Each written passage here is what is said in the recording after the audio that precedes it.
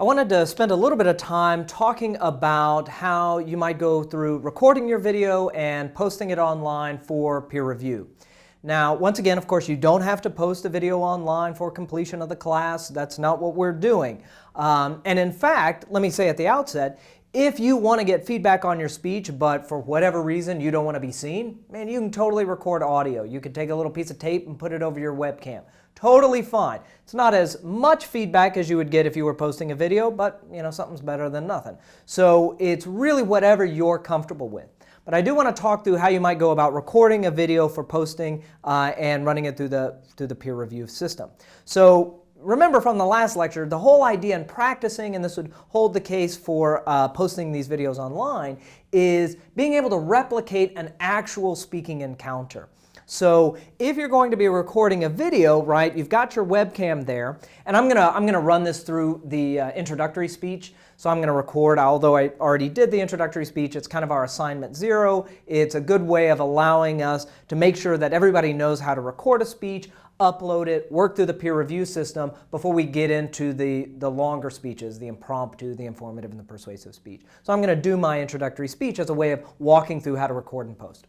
So if I'm going to record myself for this class, I want to be looking at the camera. I'm going to try to make sure that I can be seen as much as possible. So obviously, although you may have done this in the past, I don't want you recording your video, your speech like this, right? You're never that close to your audience. I hope not. So you're never that close to the audience. So you kind of want to, you want to step back. Ideally, if you're standing, I would like to be able to see you from probably about mid-thigh up. This allows us to provide feedback on mobility and gestures. If you are not fully mobile, ideally we would, if you're like in a chair, ideally we would see you at least from waist up. So I don't want to just see your face. I want you to be interacting with this camera as you would probably a live audience. So I'm looking at my webcam. I've got a shot from about mid-thigh up. You want to make sure that the lighting is as good as you can make it, right? So I've got this closed so that I don't have, backlight. I don't want to sort of be seen just a shadowy figure, right? The specter of death doing a speech. So I want to close this. You can see it's a beautiful sunny Seattle day. It's totally cloudy and rainy. And I'm going to go ahead and close this just so I can get some good audio. A car might drive by. So I'm looking at this. I'm pretty well set. And once I'm ready to go, and I've got my distance here, I've got good audio, I've got a good picture, people can see my face if I want my face to be seen. And then once I'm ready, I'm just going to go ahead and start. So I'll just do my intro speech. Hi, my name is Matt McGarity. I live in Seattle, Washington, here in the United States. And I'm a teacher, so I do a lot of lecturing. And so the reason I signed up for the course is I really want to reflect on and get better at my presentation style, specifically as it relates to teaching.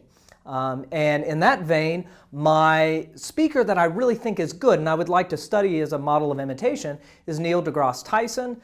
He's an astrophysicist. You've probably heard of him. He's a sort of a public educator. He's on television a lot and does a lot of large speeches. And the reason I like him is he's really able to merge his passion for the subject with good educational content. So when you watch him, you're getting something out of it. You're learning something from him, but he performs it with such enthusiasm that there's a real electricity to what he's doing. So I would like to sort of study him and see how he does that so that I might be able to replicate some of it myself.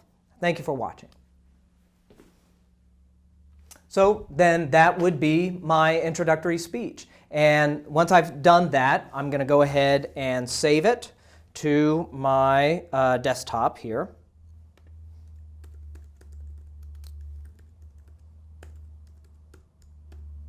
All right. So just a few notes here on uploading the video. So for the class is primarily going to be using YouTube. That has obviously the infrastructure we need in this class to be able to share videos conveniently and effectively. Now that said, YouTube is blocked in certain countries, and so I do want to sort of allow for that. So the vast majority of you are going to upload and view stuff in YouTube, and that's fine. If you can't upload in YouTube because of a governmental blockage, then we're going to use two other video services. So YouTube's going to be our primary one, but you can also use Vimeo, which isn't blocked in many countries that YouTube is, as well as Apparat, which is, I think it's based out of Iran, so it's not blocked in a number of other countries that blocks YouTube. So these three. And I want to just limit it to those three, right? So YouTube is what, 85% of the class is going to use, and that's great. But only those three. So if you're in this class and you're looking at your peer speeches and you see a Vimeo link, go ahead. That's fine. That's fine. But I want to limit it to those three because I don't want someone to be like, oh, here I am. I'm a student and I'm going to look at my peer. I'm going to engage in a peer critique. Let's see. His link is to horrificpornimage.com. Well, that's interesting. Let's go ahead and take a look at that speech. Oh, God, no. Oh, that domain name was entirely accurately entitled. So I want to avoid stuff like that. So we're going to just say these three: YouTube, Vimeo, and Apparat. So let's go ahead and take a look now at how you might upload a speech into YouTube. All right, so now that we've saved the video that we shot, and once again, you can shoot this on your computer, you can shoot it on your phone, however you're going to record your video. Well, once I've got it saved, I want to go into YouTube and upload it. So here I am on the YouTube webpage, and I click Upload. So it takes me to the upload interface, and as you see over here, you can actually just record in YouTube if you wish, but we've gone ahead and we've recorded a speech, so we're going to go ahead and upload it. It is on the desktop. Here's our intro speech. Open it up. Click out of this. Now, you see it's uploading, right? These are short. This is my introductory speech, so it's about a minute. And the main thing is what we want to do is change this from public to unlisted. Now, the reason we're doing that is unlisted means that that web address works just fine. And you can put it into the peer review system and people can go see the video. But unlisted means it's not publicly broadcast. So you couldn't be found just by searching YouTube, or it wouldn't show up on your YouTube page.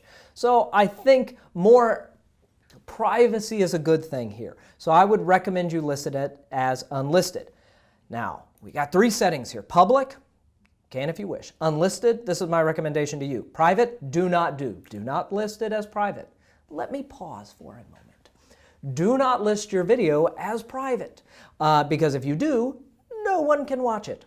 So you would upload that address into the peer review system, and then people wouldn't be able to see anything. They would click on it and there would be nothing there.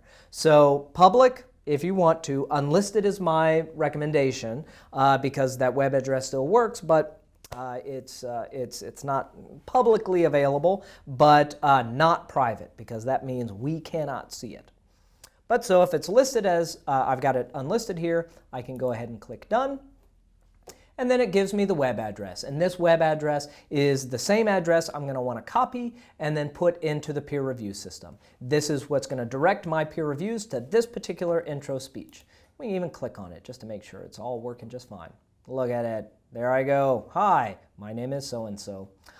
So there it's all ready. You'll notice in here, everything's set and ready to go. People can see this, people can access this, but it's not publicly listed. So that's just a walkthrough of how not only would you record that speech, but then you would upload it into YouTube. And you would follow much the same procedures if you were uploading it into Vimeo or Apparat as well. But once again, those three are the three video systems that we're going to be using in this class, but primarily YouTube.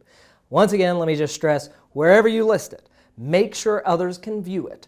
So it's not listed merely on private. But I do think in YouTube unlisted is the preferred way to go. So that's just a brief walkthrough of recording the speech and uploading it into YouTube. What we're getting to is that web address that then we can take and pop into the peer review system.